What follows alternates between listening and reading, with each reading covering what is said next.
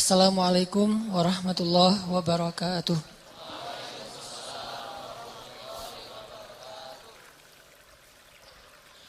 Alhamdulillahirabbil alamin. Nahmaduhu wa nasta'inuhu wa nastaghfiruh. Wa na'udzubillahi min syururi anfusina wa sayyiati a'malina. May yahdihillahu fala mudhillalah wa may yudlil fala hadiyalah. Asyhadu an la ilaha illallah wahdahu la syarikalah. Lahul mulku wa lahul hamdu wa huwa ala kulli syai'in qadir. Wa asyhadu anna Muhammadan abduhu wa rasuluh. Allahumma salli wa sallim wa barik ala sayyidina Muhammadin wa ala alihi wa sahbihi ajmain. Teman-teman yang dirahmati Allah Subhanahu wa taala, puji syukur kepada Allah yang pada malam ini kita bisa ngumpul bareng lagi untuk sama-sama belajar meneladani Rasulullah SAW dalam banyak hal. Karena Rasulullah SAW adalah orang yang paling sukses dalam semua contoh kebaikan, terutama dalam urusan akhlak. Sampai Allah aja kagum sama Nabi. Ini luar biasa. Allah yang maha istimewa, yang maha mulia, kagum kepada Nabi. Jadi Allah itu berhak dikagumi, tapi Allah sendiri kagum kepada Nabi. Sehingga bentuk decak kagumnya Allah kepada Nabi itu adalah wa innaka la'ala khuluqin azim. Allah nyebut, engkau wahai Muhammad benar ya, emang akhlakmu itu luar biasa, kata Allah. Jadi Allah sendiri ngemuji Nabi. Allah sendiri mentestimoni tentang Nabi. Allah sendiri menyebutkan keistimewaan Nabi dengan kalimat-kalimat penegasan. Benar ya engkau Muhammad, benar-benar akhlakmu itu luar biasa. Jadi Allah mengatakan kalimat penegasan berkali-kali untuk Rasulullah. Dan cuma Nabi satu-satunya manusia bahkan makhluk yang disandingkan namanya dengan nama Allah. Kalau yang lain Allah gak rela disandingin namanya dengan nama Allah. Sampai kita aja bilang dan aja Allah gak rela. Gak ada yang tahu isi hati saya kecuali Allah dan saya, itu Allah gak suka. Kalimat dan aja Allah gak suka. Karena lebih tepatnya bukan Allah dan saya, Allah kemudian saya. Jadi kita tahu karena Allah yang ngasih tahu. Padahal isi hati kita sendiri. Jadi gak sembarangan orang boleh menyematkan namanya dengan nama Allah, itu gak sembarangan. Bahkan gak ada yang layak. Kecuali Rasulullah Sallallahu Alaihi Wasallam langsung disematkan. Belum ada orangnya, belum lahir ke dunia, udah ada namanya. Ada di langit namanya, terkenal di antara para malaikat, bahkan cahayanya udah ada, termasuk yang pertama Allah ciptakan. Para nabi semuanya udah mention @Muhammad di setiap postingan mereka. Semua nabi itu kalau posting pasti nge-mention nabi itu. Bahkan jadi hashtag para anbiya tuh. Nabi terakhir kan. Jadi nabi terakhir tuh kayak hashtag dari Nabi Muhammad, dari Nabi Adam. Lebih ramai lagi sejak Nabi Nuh, Nabi Ibrahim, tuh hashtag itu dipakai terus.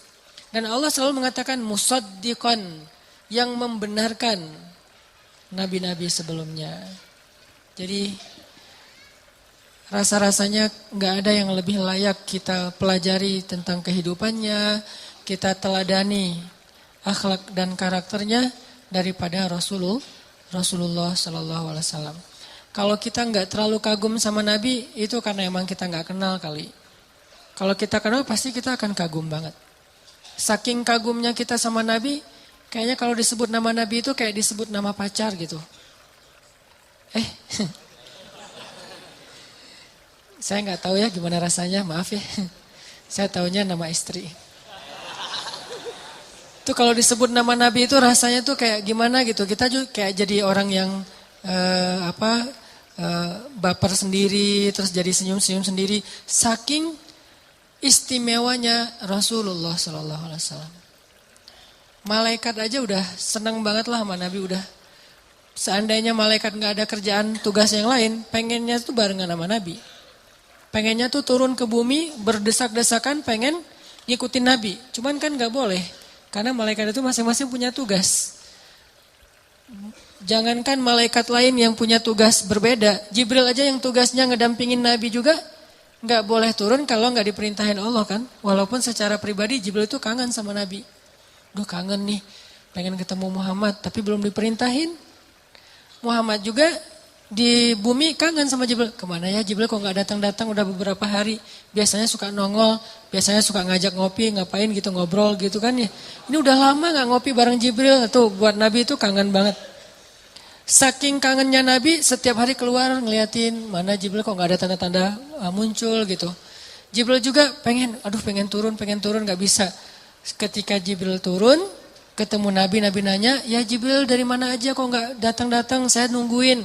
Kata Jibril, wa ma natanazzalu illa bi amri rabbik, surat Maryam. Kami tidak turun wahai Muhammad kecuali karena perintah Allah. Saya juga kangen, cuman gak bisa turun kalau gak diperintahin sama Allah. Jadi malaikat aja cinta banget sama Jibril. Dan malaikat itu standarnya tinggi banget loh. Kriteria layak dicintai malaikat itu tinggi. Jadi gak sembarangan orang malaikat sayang dan cinta sama dia. Dan Nabi Muhammad SAW itu adalah idola semua malaikat. Karena emang akhlaknya luar biasa. Saya kalau udah ngebahas tentang Nabi itu senang gitu. Wah Masya Allah Nabi itu luar biasa ya. Bahas kisah-kisah detail Nabi itu luar biasa loh. Kayak gimana yang dulu saya sering cerita. Nabi itu orangnya sarirohnya, perasaannya tuh halus banget. Lebih halus daripada perasaan perempuan. Tapi lebih pemberani daripada 10 orang laki-laki. Kan ini ideal ya.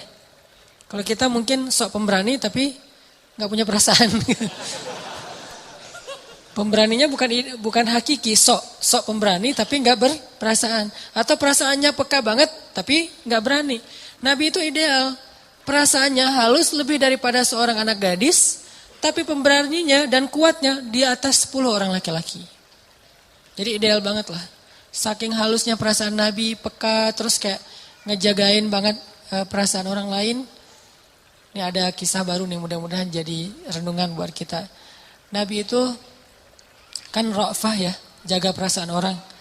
Pernah suatu malam Nabi bermimpi ngelihat surga. Dan mimpi seorang Nabi itu adalah wahyu. Artinya Nabi itu benar-benar melihat surga. Jadi Nabi masuk ke surga dalam mimpinya. Terus tiba-tiba di surga itu Nabi ngelihat sebuah istana, sebuah rumah yang bagus banget. Lagi ngelihat rumah yang bagus banget, noleh sedikit ke sebelah rumahnya, melihat seorang gadis lagi main ayunan di sebelah istana itu. Tuh cewek lagi main ayunan. Gak tahu bentuk ayunannya kayak gimana, kayak di taman lalu lintas atau kayak gimana, pokoknya main ayunan. Lagi main ayunan, Nabi ngelihat, terus Nabi nanya ke Jibril, karena Nabi didampingin sama Jibril. Jibril, itu istana siapa? Lihat, perhatiin ya, bukan itu cewek siapa, bukan. Ini bahasa elegannya Rasulullah. Itu istana siapa? Artinya perempuan itu pasti istri pemilik istana kan gitu ya. Gak mau nanya itu istri siapa, gak etis nanya kayak gitu. Tapi nanya itu mobil siapa yang ditumpangin sama perempuan itu. Berarti dia istri yang punya mobil. Ini elegannya bahasa Rasulullah. Dan ini kan detail banget ya. Kalau kita kan dengan polosnya, dengan sederhananya nanya itu siapa? Ceweknya yang dimaksud. Kalau Nabi enggak, itu istana siapa? Berarti artinya nanti ini adalah istri yang punya istana. Wahai Jibril itu istana siapa kata Nabi? Kata Jibril itu istana Umar bin Khattab. Langsung Nabi balik arah pergi. Kenapa? Malu gak sengaja ngelihat istri orang. Besok setelah bangun dari tidur, paginya Nabi ketemu Umar, Nabi senyum-senyum aja. Terus Nabi bilang, ya Umar aku semalam mimpi. Ada apa ya Rasulullah? Kan Umar senang banget kalau Nabi udah mau ngasih sesuatu yang gaib. Aku semalam mimpi apa ya Rasulullah? Aku melihat surga. Masya Allah, aku melihat istanamu wahai Umar. Beneran ya Rasulullah? Beneran. Alhamdulillah ya Allah. Terus gimana ya Rasulullah? Udah segitu aja. Nabi gak mau ngejelasin coba. Saking menjaga perasaan Umar, kan cuma mimpi doang. Saking ngejaga perasaan Umar, Nabi gak mau ngejelasin. Udah segitu aja kata Nabi. Ya Rasulullah jelasin dong yang detail, kan Nabi kalau ngejelasin surga biasanya tuh detail banget. Makanannya, minumannya, gelas-gelasnya. Kali ini cuma istana doang, pasti ada yang disembunyiin nih. Ya Rasulullah jelasin, enggak segitu doang. Ya Rasulullah jelasin, saya gak akan berhenti bertanya. Ya Umar maaf ya, Nabi minta maaf dulu coba. Maaf ya, Saya ngelihat istana itu, terus tiba-tiba saya melihat seorang perempuan yang lagi main ayunan di sebelah istana. Saya nggak tahu loh Umar, saya nggak tahu. Saya nanya ke Jibril, Jibril itu istana siapa? Milik Umar. Akhirnya saya langsung balik arah dan nggak mau ngelihat ke arah perempuan itu. Maaf ya Umar, ya Rasulullah, kata Umar. Bagaimana mungkin saya akan cemburu kepada engkau ya Rasulullah? Nggak apa-apa, kata Umar. Tapi saya nggak enak. Lihat Rasulullah SAW menjaga perasaan orang lain sampai istri orang aja di dalam mimpi nggak mau ngelihat. Di dalam mimpi tuh. Kalau kita, ini bukan nyata ya, cuma mimpi doang. Mimpi kan karena imajinasi kalau kita mah ya. Rasulullah dalam mimpi aja ngejaga perasaan orang, apalagi dalam kehidupan nyata. Kita dalam kehidupan nyata nggak ngejagain orang, apalagi dalam mimpi, malah ditikung. Ustadz, saya pernah nikung teman saya. Kapan? Dalam mimpi. Soalnya mimpi kan nggak dianggap sebagai kesalahan, dimaafin. Pokoknya kalau udah cerita tentang Nabi, subhanallah, masya Allah tuh cowok keren banget lah pokoknya. Dan layak banget untuk kita sering-sering berselawat kepada beliau. Allahumma sholli ala Sayyidina Muhammad. Saya cuman pengen doang nge-intro tentang ini, walaupun judulnya bukan ini sebetulnya. Nah, kita malam ini bakalan ngebahas tentang analoginya lompatan ya. Sebetulnya itu ngebahas tentang mengambil sebuah keputusan besar dalam hidup. Mengambil sebuah keputusan besar dalam hidup. Yang kadang mungkin beresiko, kadang penuh dengan gambling kayak gitu-gitu. Dan makin cepat harusnya makin bagus. Kayak mengambil keputusan untuk berhijrah, mengambil keputusan untuk berhenti di sebuah pekerjaan yang syubhat dan haram, mengambil keputusan untuk putus. Dan ini gak gampang loh. Lebih enak ngambil keputusan nggak jadi ngedeketin daripada udah deket terus putus kan. Berat banget kan. Kalau nggak jadi ngedeketin, ya emang belum ada rasa terlalu dalam nih. Apalagi kita ngeliat kayaknya saingannya berat-berat, ya udah deh mundur aja. Ini masih lebih mending daripada udah dapat hatinya nih. Maaf, udah jadi pacar terus diputusin. Itu pasti nggak gampang. Dan tentunya saya nggak nyuruh orang-orang pada putus ya. Nyuruh orang-orang untuk menghalalkan. Kalau nggak bisa halal, ya istikharah. Insya Allah Allah akan kasih ilham untuk putus. Nah, gimana motivasi apa yang kita bisa dapat malam ini supaya kita berani mengambil keputusan-keputusan yang besar dalam hidup kita. Keputusan-keputusan yang beresiko dalam hidup kita. Dan resikonya kadang-kadang kalau cuman kita yang ngerasain, gampang. Justru karena yang ngerasain resiko itu bakalan keluarga kita, istri, anak, keluarga, orang tua. Jadi kayak agak berat ya. Nah, apa motivasinya, apa boosternya supaya kita tetap mampu mengambil keputusan itu dalam hidup. Nah, ayatnya coba kita baca surat Al-Waqiah. Surat Al-Waqiah itu surat 56. Kita baca dari ayat 7 sampai 14. Surat Al-Waqiah surat 56 ayat 7 sampai 14. A'udzu billahi minasy syaithanir rajim. Silakan.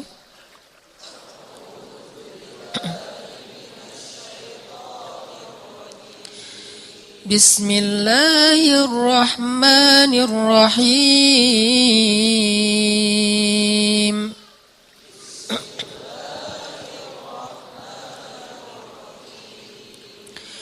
Wa kuntum azwajan thalathah.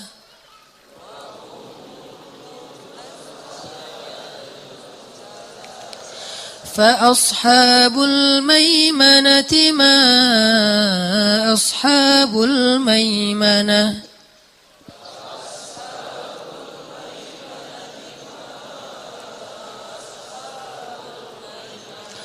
وأصحاب المشأمة ما أصحاب المشأمة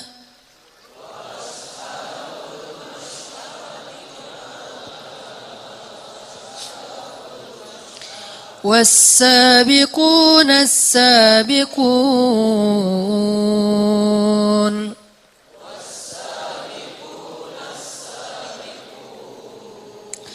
Ulaikal muqarrabun.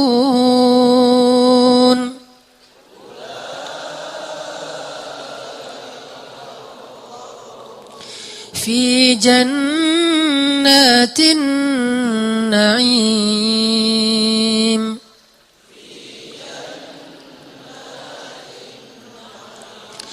Sullatum minal awwalin.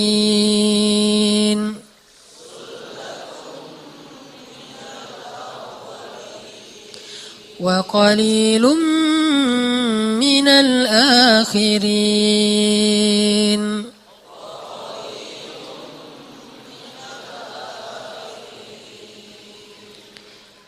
Dan kalian akan terbagi menjadi 3 golongan. Golongan kanan, alangkah mulianya golongan kanan itu. Golongan kiri, alangkah ruginya golongan kiri itu. Dan orang-orang yang sabikun, merekalah yang lebih dahulu masuk surga. Mereka itulah orang-orang yang dekat kepada Allah, berada di dalam surga yang penuh kenikmatan, segolongan besar dari orang-orang yang terdahulu, dan segolongan kecil dari orang-orang yang kemudian. Shadaqallahul azim. Teman-teman yang dirahmati Allah SWT, di dalam ayat ini tuh Allah lagi ngejelasin tentang kondisi kita nanti di padang mahsyar. Kondisi manusia nanti setelah hari kiamat. Jadi ada hari kiamat, hari berbangkit, hari padang mahsyar dengan hisabnya, melintasi sirat, surga neraka. Di padang mahsyar itu Allah membagi manusia secara umum menjadi 3 golongan. Kita nggak akan bahas golongan keduanya, yaitu golongan kiri. Kita bahas golongan kanan dan golongan depan. Apa bedanya golongan kanan dengan golongan depan? As-sabikun. Golongan kanan itu adalah orang-orang yang istiqomah melakukan kebaikan, melakukan ibadah-ibadah sunnah, yang banyak pahala-pahala dari zikir-zikirnya, orang yang membantu orang lain. Ini golongan kanan. Identik dengan melakukan kebaikan. Kalau sabikun, identik dengan berkorban. Kalau melakukan kebaikan, kayak melakukan hal-hal yang dia mampu, melakukan hal-hal yang dia bisa, melakukan hal-hal yang dia punya kelebihan, itu kanan. Kayak orang melakukan ibadah sholat dalam keadaan wajar, dalam keadaan normal, orang melakukan tahajud, orang melakukan apa, ini orang-orang yang melakukan kebaikan itu ashabul yamin. Kalau sabikun, orang-orang yang melakukan sesuatu yang beresiko. Orang-orang yang melakukan sesuatu itu yang penuh dengan gambling. Orang-orang yang melakukan sesuatu itu dengan berat, tapi dia melakukan dan menyegerakan kebaikan-kebaikan itu. Bisa dikatakan sabikun di sini ada 2 kalimat, 2 kata ya, diulang. Was-sabikunas sabikun. Apa maksudnya? Kata ulama tafsir, was-sabikun yang pertama itu dunia, was-sabikun yang kedua itu akhirat. Artinya, siapa yang di dunia menyegerakan satu kebaikan besar, maka nanti di akhirat Allah juga segerakan untuk dia kebaikan besar berupa surga. Was-sabiquna fid dunya fahumus sabiquna fil akhirah, itu tafsirnya. Siapa yang di dunia berlomba-lomba kepada kebaikan, siapa yang di dunia berani mengambil sebuah keputusan besar karena Allah dan disegerakan, maka fahumus sabiquna fil akhirah. Allah juga enggak akan ragu-ragu untuk ngasih dia sebuah hadiah besar nanti di akhirat dan menjadi yang paling duluan. Salah satunya adalah orang yang fastabiqul khairat, orang yang wasari'u ila maghfirah, orang yang infiru khifafan wa thiqalan.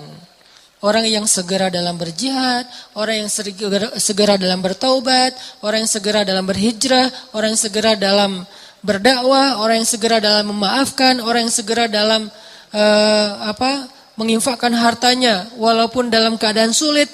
Pokoknya yang melakukan sesuatu yang tidak normal. Kebaikan, dua-duanya kebaikan, yamin dan sabikun, dua-duanya kebaikan. Tapi ini di atas kenormalan, kewajaran. Dia melakukan dengan penuh resiko. Ini sabikun. Termasuk ketika kita mengambil keputusan besar dalam hidup kita. Salah satu yang paling besar itu adalah meninggalkan pekerjaan yang kita udah nyaman, berpenghasilan besar, tapi ternyata pada akhirnya kita tahu itu tidak berkah.